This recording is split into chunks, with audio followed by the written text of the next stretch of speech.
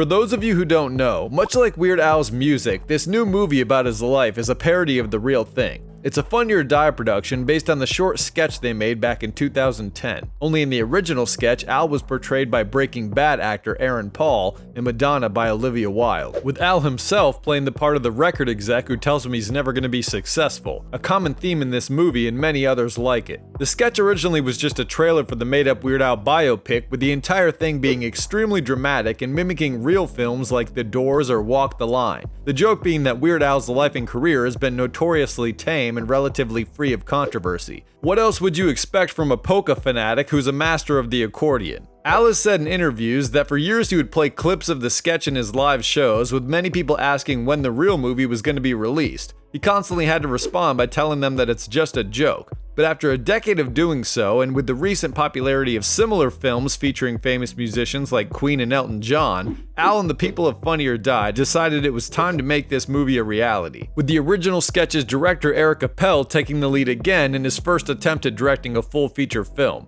And I gotta say, for his first movie, I think he did a great job here, as did everyone else involved in the project. The lighting, cinematography, every aspect of the production was top notch and really surprised me, considering this was a free movie that went straight to the Roku channel, which I hadn't even heard of until now. Also, the script was great and had me cracking up most of the way through. There's a joke in the movie about Madonna's song Like a Virgin being autobiographical that's like the funniest thing I've ever heard. In fact, the entire scene where Madonna first meets Al at his mansion is hilarious. Everything from the dialogue to the way they both play the scene to the statue that breaks as a foreshadowing moment to tell you that something bad is to come. It all just is great. The movie's not only funny, but actually was a very entertaining story, even if 98% of it was made up and didn't truly reflect the way in which Al became the phenomenon we all know and love. For some jokes that might go over your head if you don't know anything about the real Weird Al, but if you're a fan and have any knowledge of his true story, you should find this movie hilarious. It's packed with a lot of these sort of meta jokes, like a scene where, similar to the original sketch, two record execs played by Al himself again, and Will Forte, are telling Radcliffe he'll never be famous, and in his typical over-the-top MacGruber-esque way, Will Forte starts laying into Al, calling him ugly and all these insults, while the real Weird Al is just sitting there sort of offended like, come on man. And the acting in this movie was excellent, especially for a comedy, because it's played as if it's not one, which makes it even funnier. Daniel Radcliffe gave an epic performance that I think only he could have pulled off in the way he did. And just the way he looks, dressed like Weird Al, makes me laugh throughout the entire movie. He appears to be playing the accordion so passionately, with the veins practically popping out of his neck, that even that element of the movie seems over the top and comes off as funny. Especially when you hear Al's voice coming from Radcliffe, since all the singing parts are dubbed. Throughout the whole first act, Al is played like this sort of naive doofus prior to the point where he gets famous and becomes an arrogant celebrity a-hole, which again is hilarious because it's so far from how the real Al Yankovic truly is. In reality, he's a really smart guy who, before becoming a parody prodigy, was studying to become an architect and even graduated school early because he was so smart he skipped some grades as a kid. And anyone who's ever met or known him has nothing but nice and positive things to say, unlike in this movie. In his real life, he even went as far as to only produce parodies throughout his career with permission from the original artist, despite the fact that he didn't have to, since parodies are covered under fair use laws. With the exception of Amish Paradise, although there was some sort of mix-up with that because Al made the song under the impression he had Coolio's permission when he actually didn't, but it's a good thing there was some confusion because it was one of Al's biggest hits. But there were plenty of songs by Prince, Paul McCartney, and even Michael Jackson that Al was asked not to produce, so he didn't. Al has also said in interviews that Daniel Radcliffe was his first choice for the role, despite having no resemblance to him, and the fact that the original sketch starred Aaron Paul, who I'm personally glad didn't play this part, because I love what Daniel Radcliffe did with it, and I don't think there's any way Paul could have compared. I also thought Rainn Wilson did a great Dr. Demento, and Evan Rachel Wood was a pretty hilarious Madonna, replacing Olivia Wilde in her role. In true Funny or Die fashion, there were also a lot of other cameos from a wide variety of celebrities and great comedians, including some truly unexpected ones like my favorite talk show host Conan O'Brien playing one of my favorite pop artists, Andy Warhol, which makes me think he and most of the other great comedians involved, many of whom aren't even necessarily actors, did it just because they love Al as much as I do and wanted to be a part of this project. Even Lin-Manuel Miranda is in this for a moment, which isn't surprising because this is a musical after all, and I've heard he's a fan of Weird Al. The movie is basically Bohemian Rhapsody meets Walk Hard with some Boogie Nights thrown in, and it definitely takes inspiration inspiration from some of the greatest rock biopics like The Dirt and The Doors.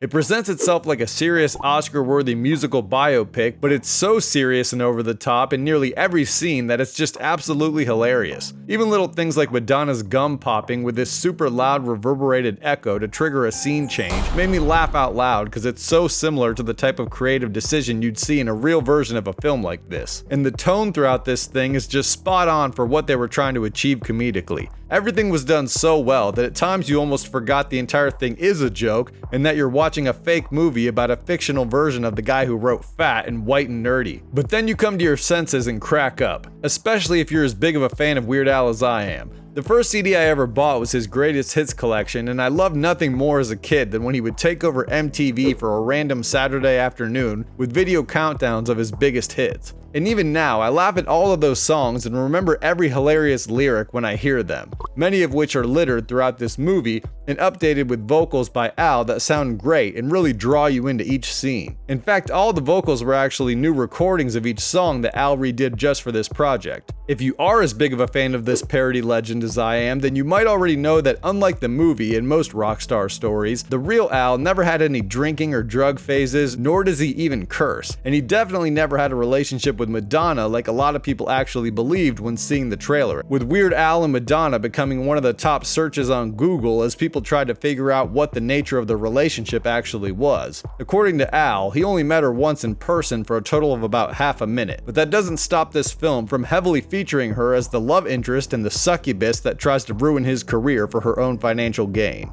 The whole relationship with Madonna thing is completely off the wall, as are many other elements of this film that I won't spoil for you. And like any great comedy sketch, the movie gets more over the top and further from reality as the story progresses, even going as far as to claim that Michael Jackson ripped off Al when he created a parody of one of Al's biggest hits in the song that allowed him to break through to the mainstream, Eat It, pretending it was Al's first attempt at creating a hit original song so he could be taken seriously as an artist instead of a joke in the music business, which true fans of Al know. As an artist, he's no joke, despite Eat It and the rest of his hits being exactly that. In real life, Al has repeatedly thanked and credited Michael Jackson for the success of his entire career. In fact, Jackson was not only a big fan of Al's music, but also his first film, UHF. And there are some more meta jokes incorporated into the movie regarding this fact and the nature of their real relationship. So to anyone with knowledge of this history, Michael Jackson's inclusion in the film is pretty funny. The fact that Al so doesn't take himself seriously that he would help create this hilariously fake version of his life story is just more proof of his awesomeness. And the movie has everything: action, drama, romance, drug cartels, and of course amazing musical numbers. It also has these cool moments that I really appreciate from a creative perspective, where during these interview scenes, they're edited to look retro as if you're watching them on an old TV, with the aspect ratio even changing from a wide 16:9 to a 4:3. And little creative decisions like this are why I think all around this movie is really impressive. The only real negatives I have to say about it is that it's so over the top and far from reality that as a fan I kind of want to see the real version of his story. Although I guess if his life wasn't very dramatic or exciting, then maybe this is the only way it can be done for maximum entertainment value. It does get to be a bit much in the third act when things unexpectedly just go completely off the rails, but it's still funny. Also, the timeline in the end doesn't really make sense as the movie ends in 1985, yet after Al's parody of Gangster's Paradise, which he didn't create until the mid-90s, but since a lot of his fans grew up in that era and were introduced to him through this song, I'm not surprised they felt compelled to incorporate it, since that sort of was the pinnacle of his career. And when we're talking about a movie where nearly nothing makes sense or reflects reality anyway, a little timeline continuity error isn't really worth focusing on. So overall, because I was so thoroughly entertained by this and invested in the story, plus the fact that it had me laughing continuously throughout almost the entire thing, and the production value was so high, I have to give it an A-. But what did you think about it? Have you seen it yet? Are you a longtime Weird Al fan? Let us all know in the comments, and thanks to all the subscribers or anyone who clicked like and shared this video. Feel free to check out the rest of the channel for more Culturgeist content. I'll see you all there, and until then, live well and take it easy. Later.